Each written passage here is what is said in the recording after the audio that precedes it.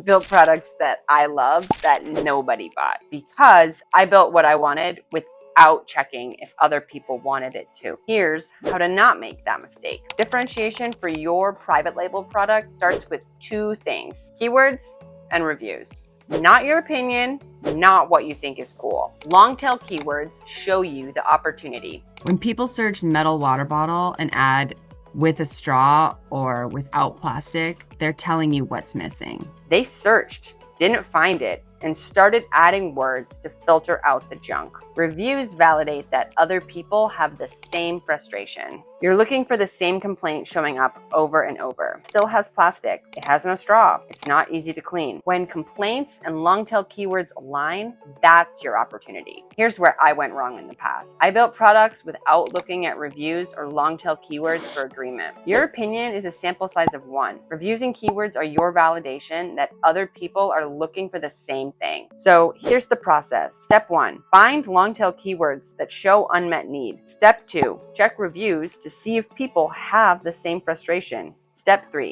if both align, that's your differentiation angle. If the keywords and reviews match, you're not guessing. You're building what people are already looking for. If you want to see this applied to a real product, I walk through this process step by step for the new product I'm creating as part of my Build With Me series. That's where you'll see me find the keywords, read the reviews, and ultimately differentiate. The next video is about your competitive set, understanding good, better, best, and where your product fits so that you don't screw up your sell price. All right, let's build something real. I'll see you in the next one.